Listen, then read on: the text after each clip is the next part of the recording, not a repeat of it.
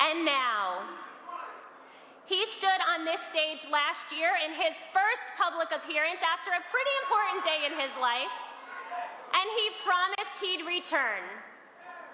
Well, marchers, today he is keeping that promise. It is my great honor to welcome back to the March for Life stage your Vice President of the United States, JD Vance.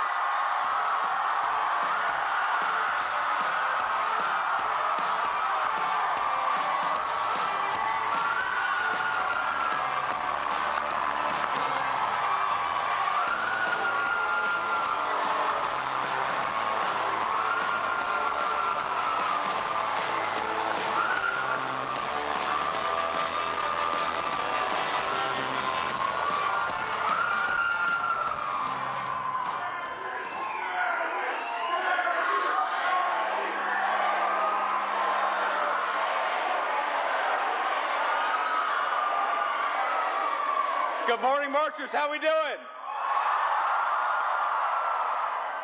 It's great to be with you again. It was my very first speech as Vice President of the United States was the March for Life last year, and I'm proud to be back with much better weather this time around. Now, some of you may remember that in my remarks last year, I told you all that one of the things I most wanted in the United States of America was more families and more babies. So let the record show, you have a vice president who practices what he preaches.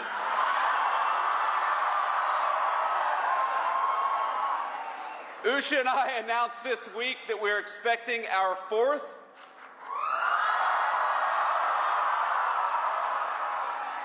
and it will be our third baby boy, so we'll take whatever prayers you can give. We certainly need them.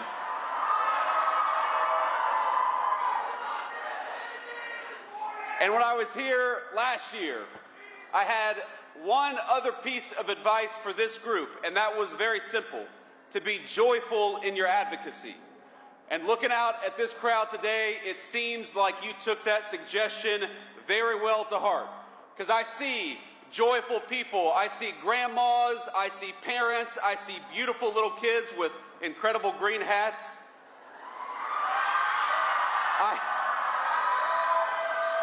Now, did you all dress like that so that if you lost yourselves, you could find everybody? Okay, that's a good plan.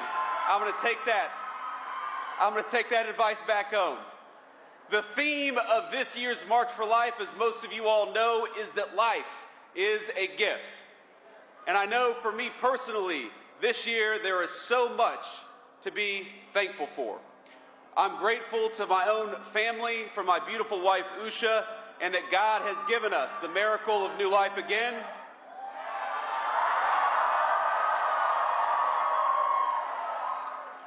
I'm grateful for this movement, for the truth that is on our side. And frankly, I'm thankful for the technological breakthroughs that have allowed us to affirm and protect life. Things like 3D ultrasounds that didn't exist just a few short decades ago. Things like the new medical technologies that have saved the lives of countless premature babies. But let me today say that I am especially grateful for all of you, even the ones with Michigan hats, and there are a couple of you out there.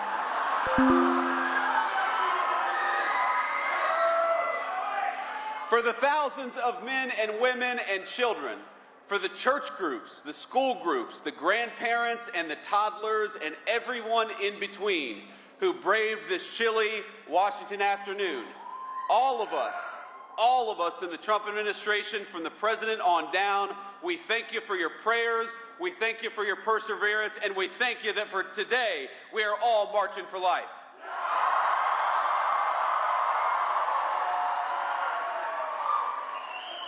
Now, I know a lot of us heard from the president just before this, so you know that he loves and cares deeply about this movement. And it's why he has fought for the pro-life cause and why we do it in this administration.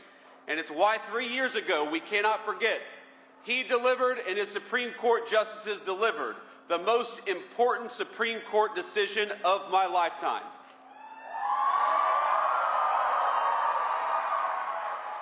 Because with the Dobbs decision, what we did, what the President did, what the Supreme Court did, was put a definitive end to the tyranny of judicial rule on the question of human life. He shattered a 50-year culture of disposability, one that treated human life as expendable the moment that it became inconvenient. And he empowered our nation and our movement to build a culture of life from the grassroots up. And over the last year, I got to brag a little bit, our administration has worked very hard to lead that effort and to pick up the pieces, to clean up the wreckages of 5 decades of bad policy on the question of life.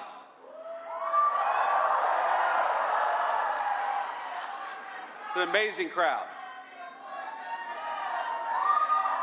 Now, our vision is simple. We want life to thrive in the United States of America. We want Americans, every American from all walk of life, to have happy, healthy children. And we want them to raise those kids with confidence that their kids are going to do well and grow up in safety and prosperity, that they'll have access to good jobs, great schools, safe streets, and warm houses in which to raise their kids. And we want all of our American families to be able to do it with the confidence that their nation will stand with them just as they have stood with the United States of America.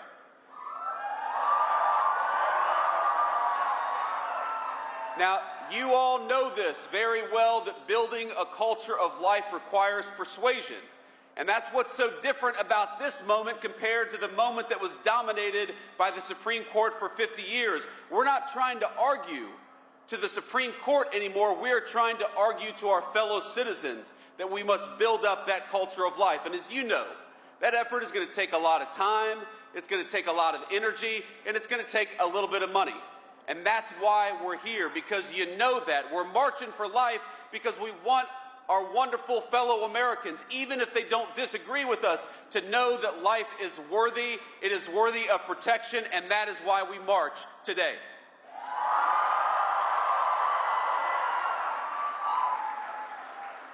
So let me tell you something very simple. That under this administration, again, from the President of the United States, the Vice President, you have an ally in the White House. Now,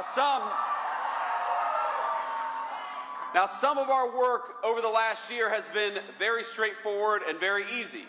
We started by undoing the evils we saw under the previous administration. Like, for example, throwing priests and grandmothers in prison for praying outside a clinic. That's over. We stopped it.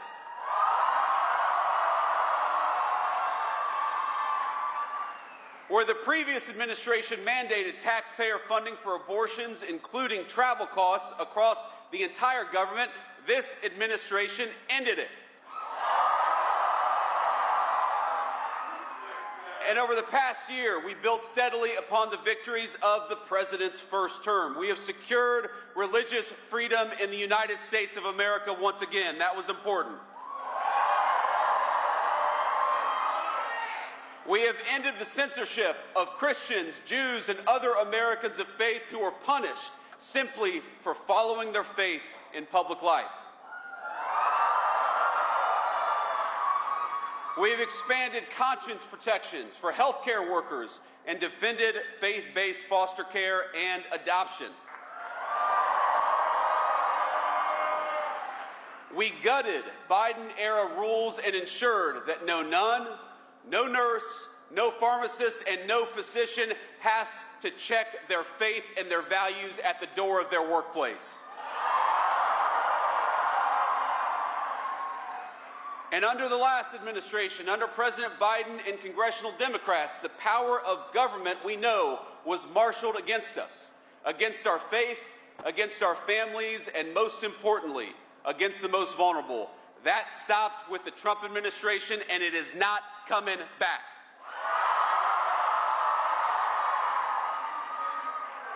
Just this week, we took action to force Illinois into compliance with the Weldon Amendment and stop making health care providers refer for abortions. That was a big one. And as the president knows better than anybody, if we want to convince more Americans to choose life, we must also choose policies that make family life possible. So we've done that as well.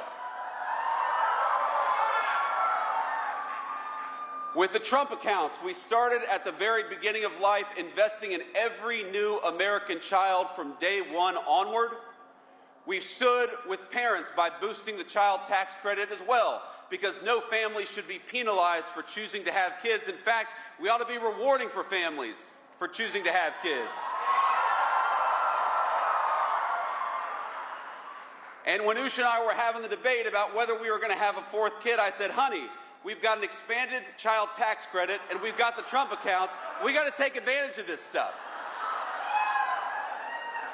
We're restoring homeownership for real families, and you may not think this is connected to the pro-life cause, but when we ensure that real families, moms and dads, instead of Wall Street, have access to American homes, we help create that important culture of life.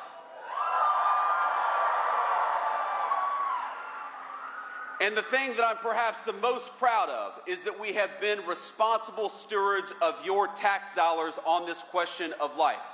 And so, just yesterday, this administration launched fraud investigations into Planned Parenthood affiliates.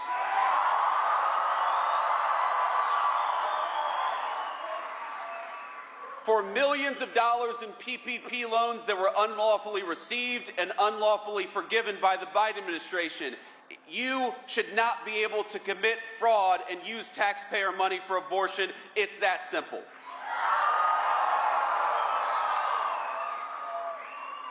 At many of our departments, we've reinstated a ban on the use of fetal tissue in federal research. That's another big one.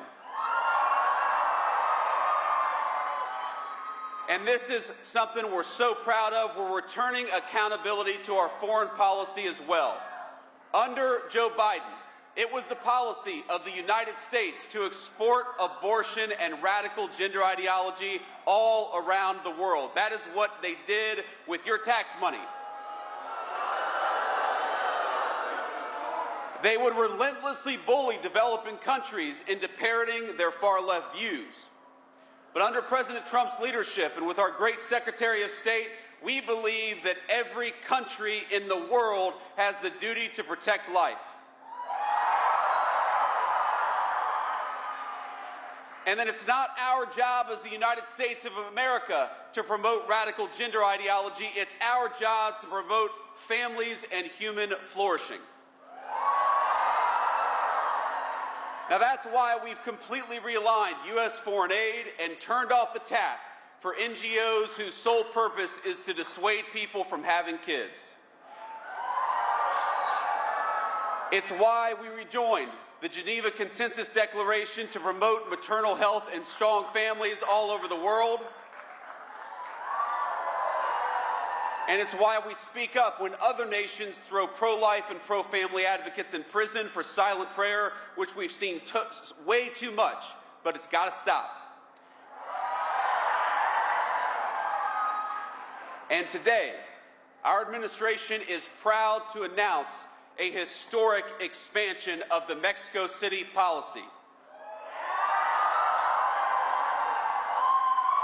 We're going to start blocking every international GO that performs or promotes abortion abroad from receiving $1 of U.S. money.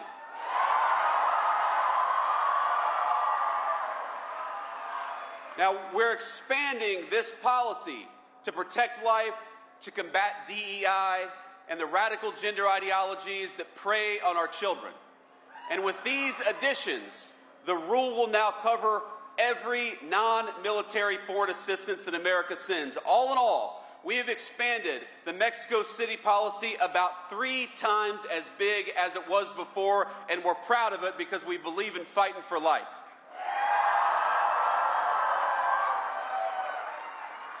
And a lot of you may know that under the Biden administration, they use Medicaid and other programs to launder your tax dollars into abortion money all over the United States of America.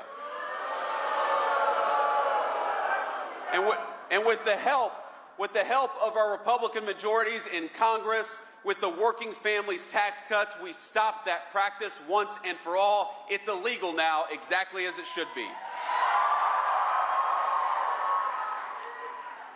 Let me just say, my friends, that we have to be clear. We cannot be neutral. Our country cannot be indifferent about whether its next generations live or die. Because, think about it, what ultimately gives meaning and life to the United States of America, this is not a new question. Every civilization has been forced to answer it.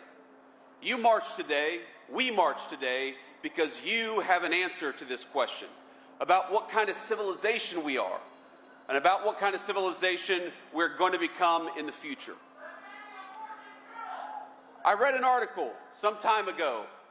It was about classic archaeology, of all things. And one particular piece of information has haunted me. That one of the telltale signs of an ancient brothel in the pagan world was that you'd always find a large number of baby skeletons nearby.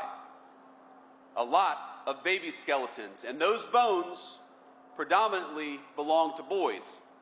Because unlike little girls, those boys would be of no use to the future adults who are running those brothels. Now, this is shocking to us because we grew up in a Christian culture and were formed by religious values. Even those of us who aren't particularly faithful, it's a shocking thing to hear. But we have to remember that in the ancient pagan world, discarding children was routine. From the skeletons in brothels to the child sacrifice of the Mayans, the mark of barbarism is that we treat babies like inconveniences to be discarded rather than the blessings to cherish that they are. But the inheritance of our civilization is something else. The fact that, as Scripture tells us, each life is fearfully and wonderfully made by our Creator.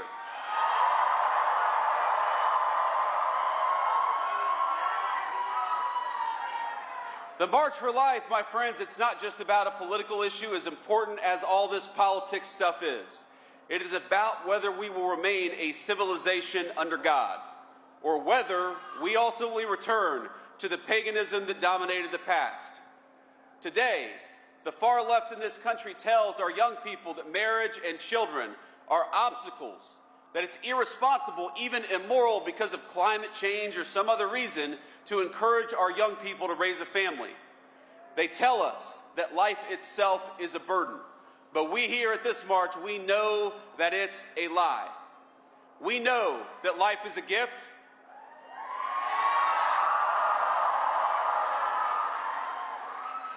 We know that babies are precious because we know them and we love them and we see the way that they can transform our families. We know that family is not just the source of a great joy, but it's part of God's design for men and women, a design that extends outward from the family to our neighborhoods, to our communities, and to the United States of America itself.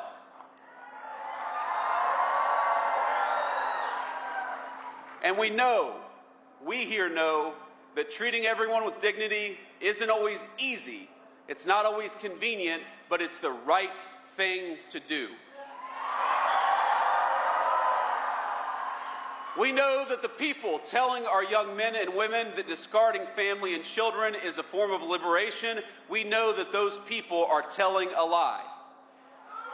And so, to our fellow Americans, we march in part to serve as a witness.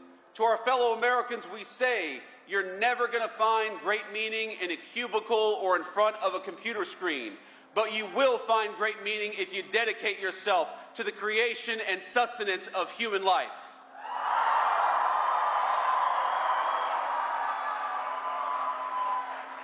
Now, I must address an elephant in the room, and I've heard the guy over here talking about it. A fear that some of you have that not enough progress has been made, that not enough has happened in the political arena, that we're not going fast enough, that our politics have failed to answer the clarion call to life that this march represents, and that all of us, I believe, hold in our hearts. And I want you to know that I hear you and that I understand. There will inevitably be debates within this movement. We love each other, but we're going to have open conversations about how best to use our political system to advance life, how prudential we must be in the cause of advancing human life. I think these are good, honest, and natural debates. And frankly, they're not just good for all of you, they help keep people like me honest, and that's an important thing.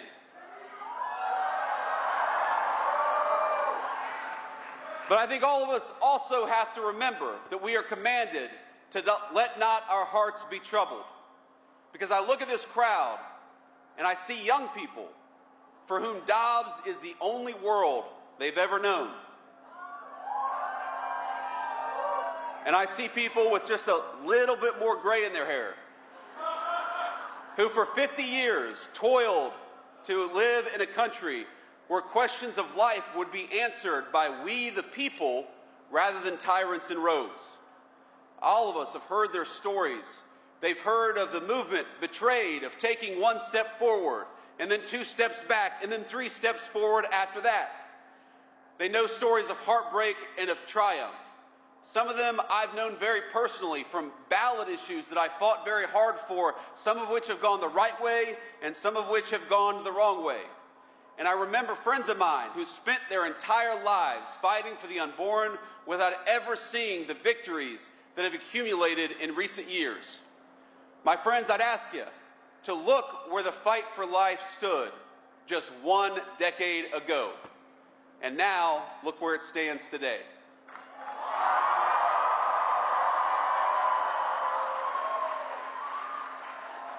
We have made tremendous strides over the last year, and we're going to continue to make strides over the next 3 years to come.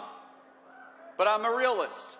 I know that there is still much road ahead to travel together. Take heart. Take heart in how far we've come, but don't lose sight of why we march. And so long as you are out there marching for life, I hope you know that the Vice President of the United States will march with you. God bless you all, and thanks for having me.